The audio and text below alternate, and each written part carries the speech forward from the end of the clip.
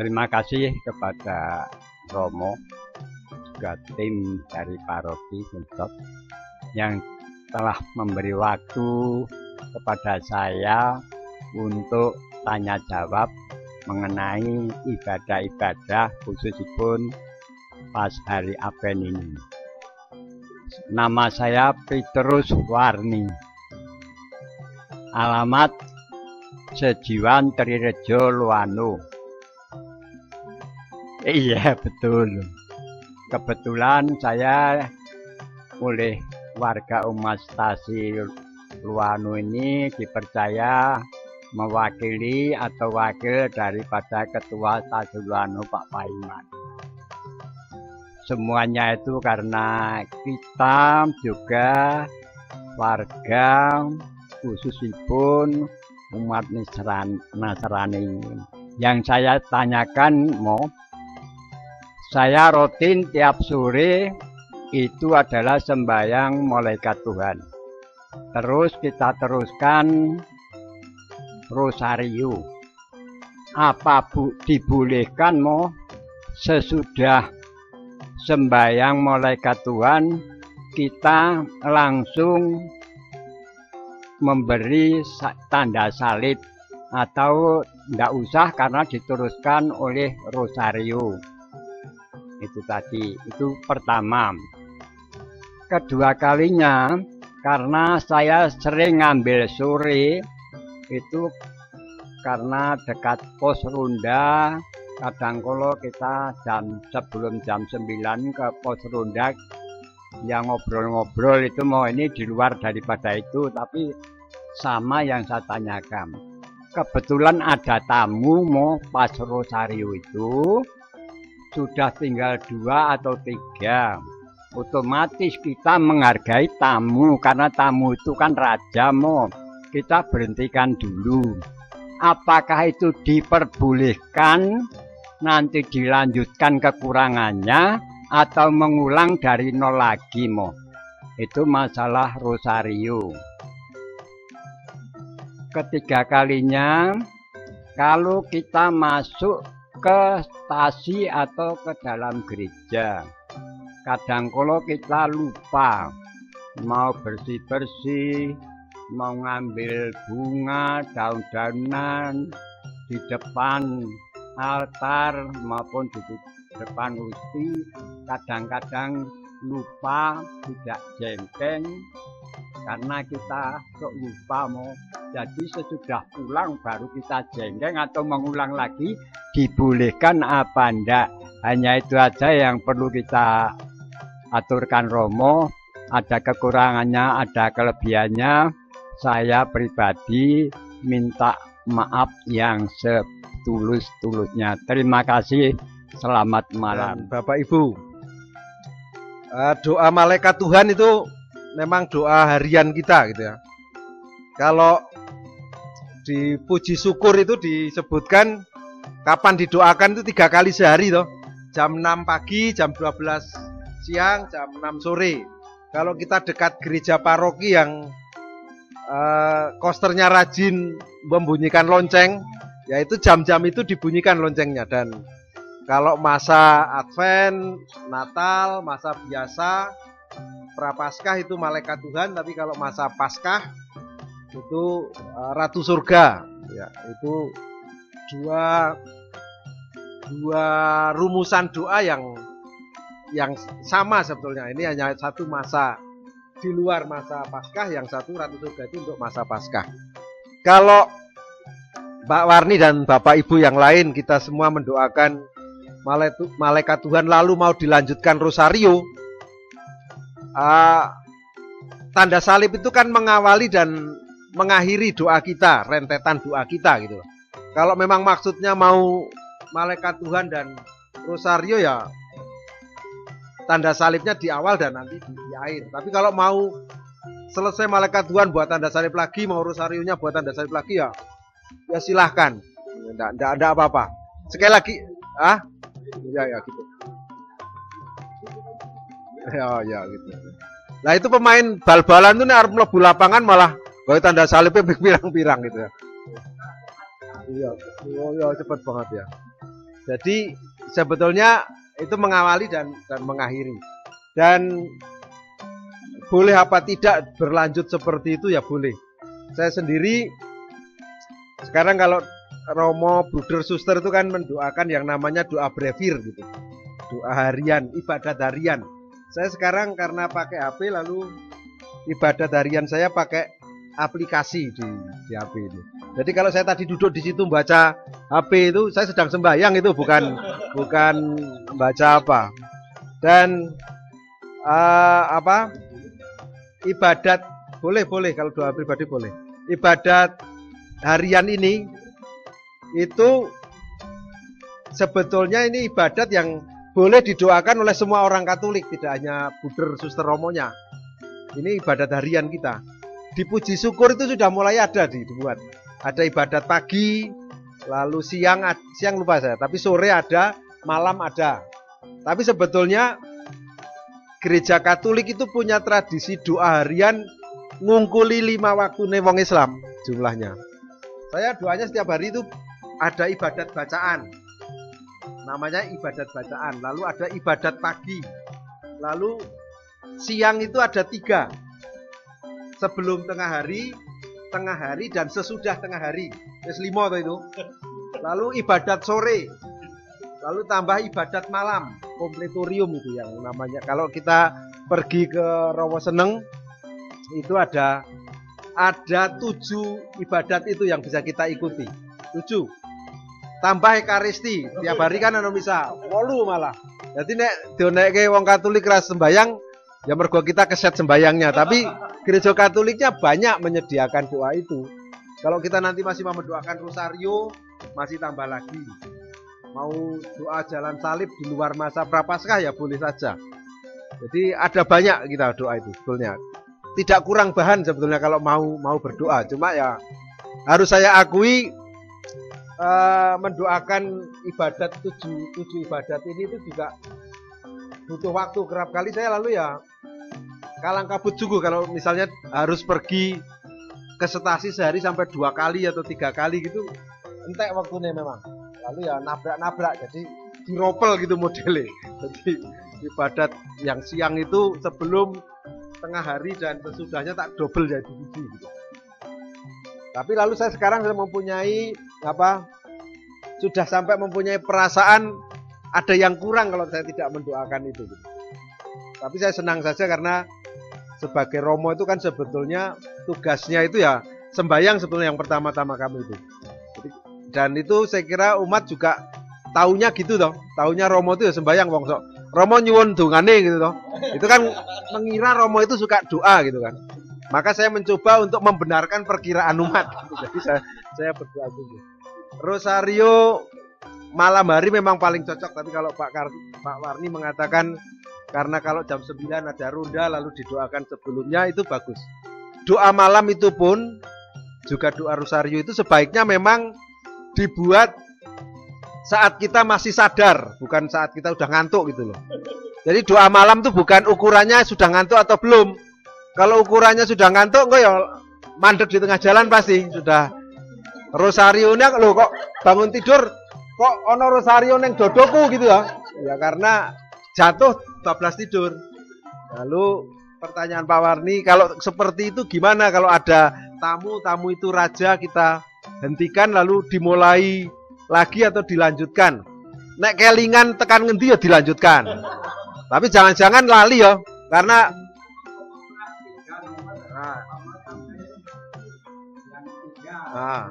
ya ingat ya baik ya. Jadi sekarang meskipun tamu itu raja tapi juga doa itu kan penting. Jadi mungkin perlu dicatat itu kalau sudah aku mau mandeke tekan peristiwa ketiga, peristiwa 3 kurang 3 salah Maria gitu. Baru nemoni tamune gitu, itu baik juga saya kira. Dan tamu saya kira ya seperti kita menghormati teman-teman kita muslim, kalau jam sembahyang mereka kita juga tidak mengganggu, saya kira juga perlu seperti itu. Hanya masalahnya memang orang Katolik tidak punya waktu doa, itu yang salah kita memang. Nah, ya. Oh. sampai 10. Nah, baru nemoni tamu. 2. Oh, ya itu baik, itu sangat baik. Jadi silahkan dilanjutkan gitu. Seumpama tidak ingat lagi, lalu ya baleni aja dari depan gitu. Dan sekali lagi seperti Bu Maria tadi menanyakan, rosario itu bukan liturgi. Jadi bukan liturgi, jadi ya bisa didoakan dengan model kita gitu, atau dengan gaya kita. Tidak harus seperti itu pakemnya gitu, tidak. Doa rosario itu bisa sambil jalan-jalan apa tidak? Saya tuh sekarang sejak pandemi lebih-lebih, karena nggak bisa olahraga, saya olahraganya badminton, tapi sejak pandemi mandek badmintonnya, terus saya ganti dengan jalan. Maka saya punya jam ini bukan gaya, tapi ini tak gue nyateti langkah. Saya sambil berjalan sejak 3 tahun ini ya, saya sok rosarionan gitu. Jadi sambil rosario sambil jalan nek.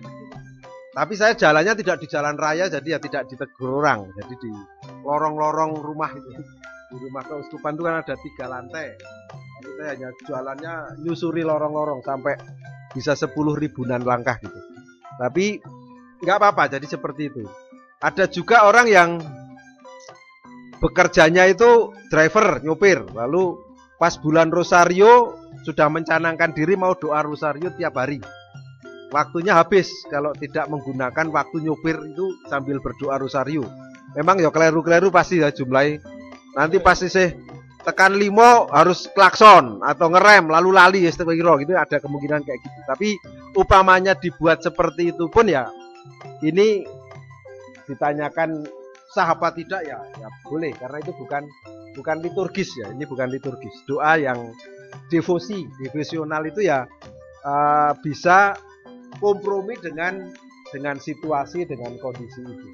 Kalau orang doa rosario menjelang tidur lalu bablas tidur pagi, dilanjutkan apa tidak? Saya senang menjawabnya sebetulnya jam rosarionya diawalkan gitu loh. Jangan sudah ngantuk baru doa, supaya tidak terjadi kayak gitu. Karena kalau nanti diulangi lagi ya percuma toh.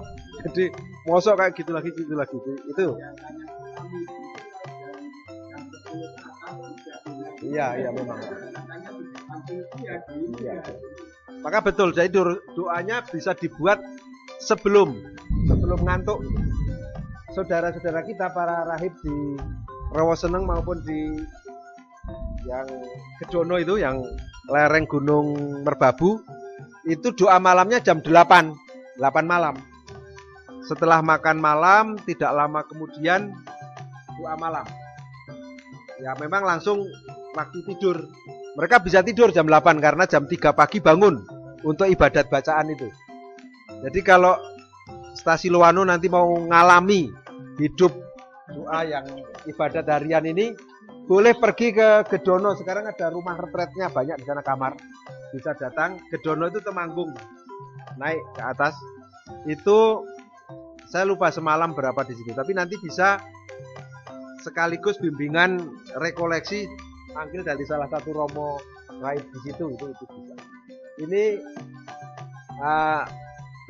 devosi itu lebih sebetulnya mana lebih penting dalam kehidupan rohani kita, liturgis yang baku seperti itu atau devosi yang lebih menghitung kebutuhan kita, situasi kita.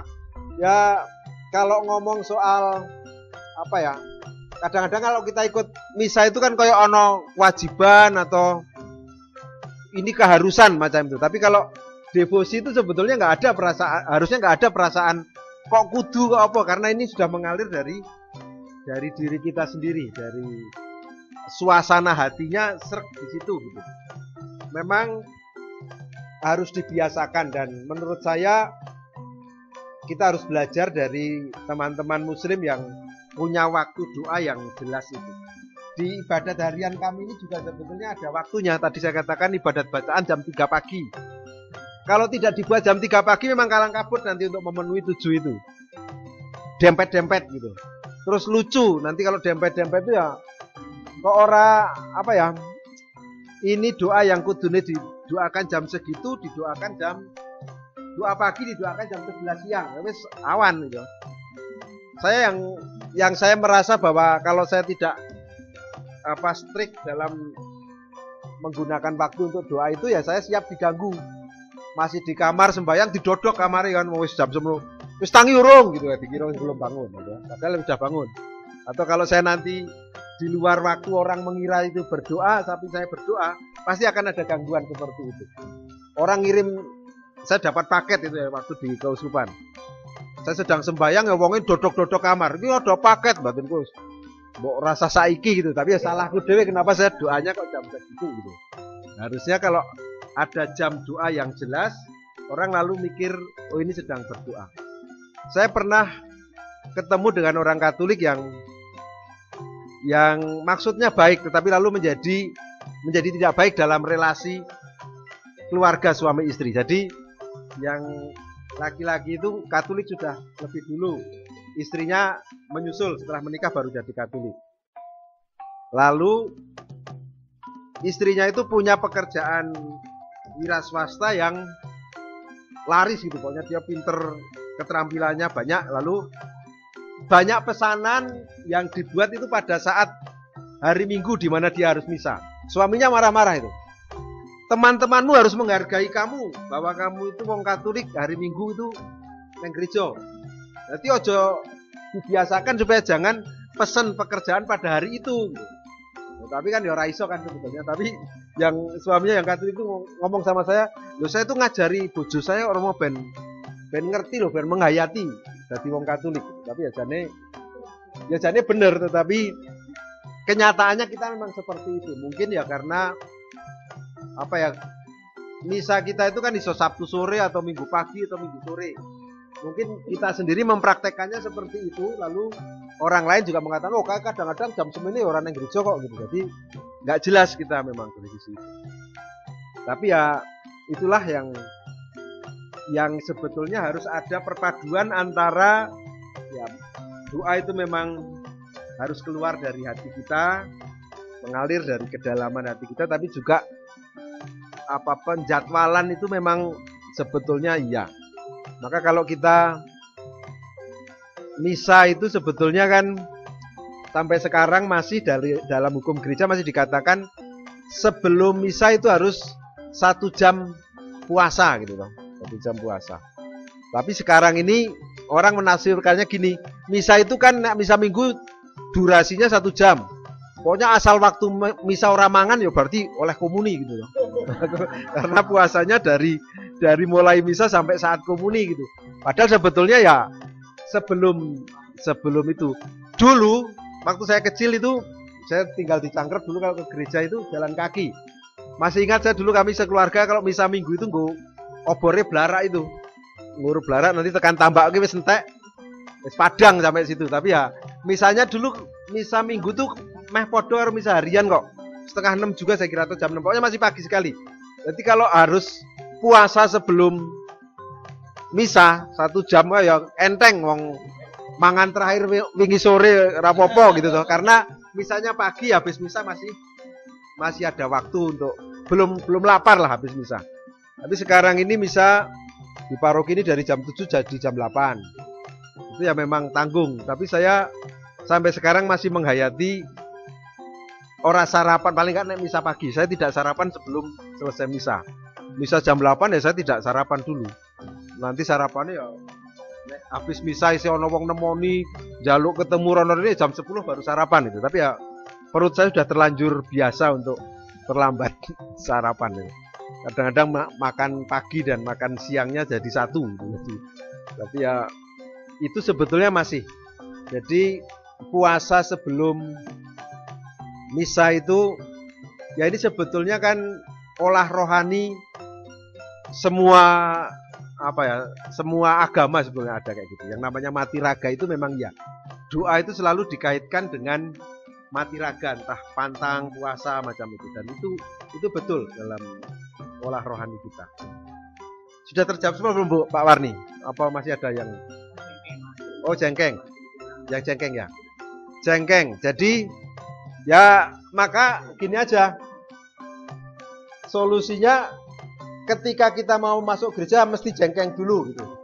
Dan pulang nanti jengkeng supaya nanti kalau tengah-tengah itu enggak apa-apa. Tapi juga begini, kalau pertanyaannya Pak Warni kok ganjel lalu saya gawe silihnya jengkeng saat-saat saya kelingan, pas mau pulang itu kelingan tadi belum jengkeng lalu jengkeng, yaitu betul mengoreksi yang tadi tidak itu. Jadi dalam ajaran gereja kita itu ada yang namanya revivisiensi. Re itu kembali, vivi itu hidup. Menghidupkan kembali efek dari kegiatan rohani kita atau sakramen yang kita terima. Jadi kalau orang mau terima sakramen perkawinan, saling menerimakan sakramen perkawinan. Sakramen perkawinan itu mestinya tidak hanya membuat sahnya kedua orang itu jadi suami istri, tapi juga mendatangkan berkat. Itu kan yang kita mohon. Tapi bisa jadi pada saat perayaan sakramen perkawinan itu tidak terjadi berkat karena orangnya tidak siap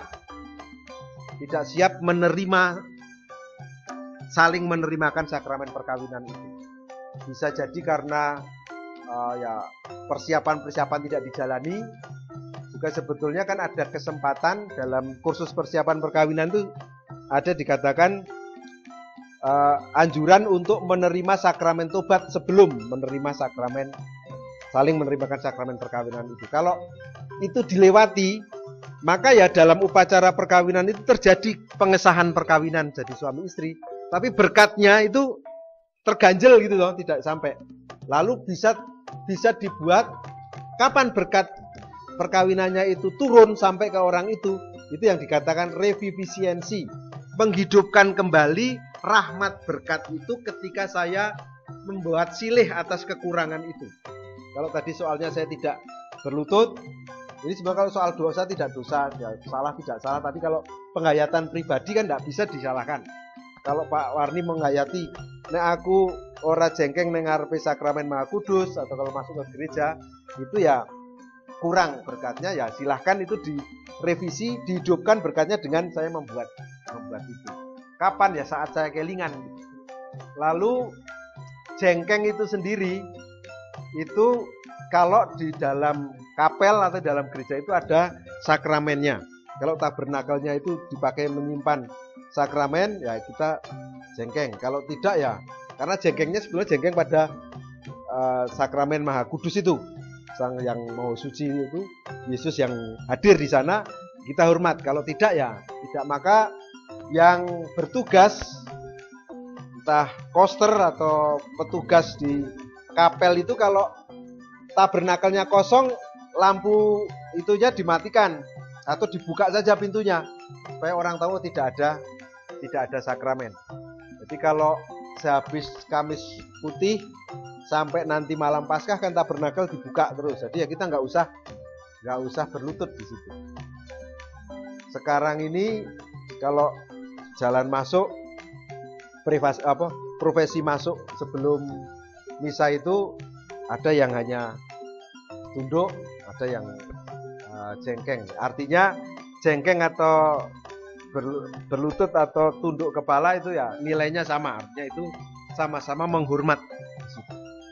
Begitu Pak Warni. Jadi kalau kelingane kemudian ya buatlah saat itu gitu aja udah, lalu beres. Nek lali gitu ya, nek arep diayati sebagai dosa lalu diakoke dalam pengakuan dosa ya silahkan, tetapi sebagai tindakan itu jane ranono ora nggak bisa dikatakan dosa atau tidak. Objektif itu bukan dosa, tapi menjadi dosa ketika dihayati. Kok saya tidak menaruh hormat, tidak menyembah Tuhan macam itu ya, itu bisa. Begitu Pak Warni.